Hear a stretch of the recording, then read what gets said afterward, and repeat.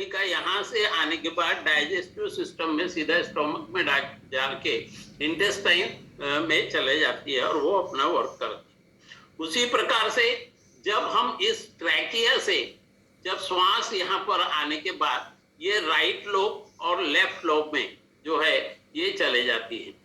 अब इसमें जो राइट मिडिल लोब जो है, बीच का पोर्शन और लास्ट का पोर्शन है ना, ये दोनों बहुत इंपॉर्टेंट होते हैं। जैसे कि फर्स्ट डायग्राम में हमने देखा था कि कितने नंबर ऑफ वेन्स है, बहुत बारीक बारीक बारीक बारीक बारीक बारीक बहुत से उसमें कैपिलरीज एंड वेन्स है, जिसमें से हवा गुजर करके हवा में देखिए ऑक्सीजन है। ऑक्सीजन क्या है? ज्वलनशील।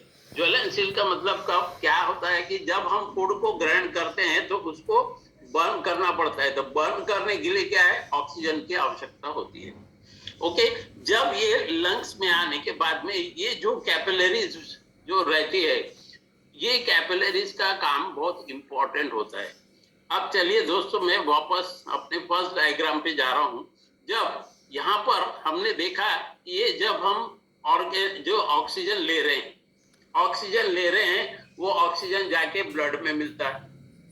ब्लड में अब यहाँ पर देखिए, जब ब्लड में मिल रहा है तो आप बोलेंगे कि केवल ऑक्सीजन मिल रहा है, नहीं, दोनों चीज मिल रही है। तो ब्लड का जो प्योर फॉर्म में जो ऑक्सीजनेटेड ब्लड का जो कलर रहता है वो एकदम हमारे को रेडिश कलर रहता है, शाइनिंग रेडिश कलर रहता है। लेकिन वही ब्लड में अगर वो कार्बन डाइऑक्साइड अगर मिला हुआ है तो उसका जो कलर है डार्क रेडिश हो जाता है। लेकिन अब यहाँ पर समझाने की दृष्टि से उसको ब्लू कलर करके दिया है। तो ब्लू कलर का ब्लड नहीं होता, वो जो इम्प्योर फॉर्म ऑफ ब्लड जो रहता है वो डार्क रेड रहता है। आई बात समझ में? तो अब इसमें क्या हो रहा है कि जो ऑक्सीजन हम हवा से ले रहे हैं, ऑक्सीजन आगे ब्लड में मिला, इसके बाद एक बहुत लंबी प्रोसेस होती है, वो उसको ऑस्मोसिस प्रोसेस कहते हैं, ऑक्सीडेशन प्रोसेस करते हैं। उसके बाद में ये प्योर ब्लड में जो ऑक्सीजन है वो कैरी फॉरवर्ड होता है। अब यहाँ पर हम देखेंगे कि जब अब सर आपने तो बोला कि ऑक्सीजन ब्लड से फ्लो होके चला गया, अब वो ब्लड कहाँ गया जो जिसमें कार्बन डाइऑक्साइड है। ओके, तो वो जो कार्बन डाइऑक्साइड वाला ब्लड है वो ऑस्मोसिस प्रोसेस के द्वारा वापस हमारे इसी ट्रैकिया से ऊपर जाकर के नसिका से बाहर निकलता है। आई बात समझ में? यहाँ से वापस लंग से हमारे जाने के बाद में वो हमारे नसिका से बाहर निकलता, तो उसको बोलते हैं हम एक्सेलेशन। ओके, जब श्वास को हम छोड़ रहे हैं यानी कार्बन डाइऑक्साइड को छोड़ रहे हैं तो वो होता है एक्सेलेशन। और जब हम एयर ले रहे हैं, ऑक्सीजन ले रहे हैं, तो वो होता है इनहेलेशन।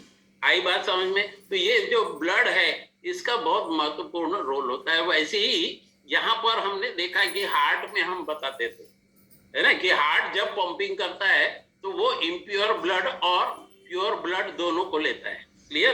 तो वो इम्प्योर ब्लड को हार्ट में लेने के बाद में अपनी प्रक्रिया करके प्योर ब्लड को ऑर्गन्स में भेजता है, और जो वेस्ट रहता है, यानी कि कहने का मतलब जो कार्बन डाइऑक्साइड जो युक्त ब्लड रहता है उसको हम कार्बन डाइऑक्साइड को एक्सेल के द्वारा हम शरीर से निकाल देते हैं।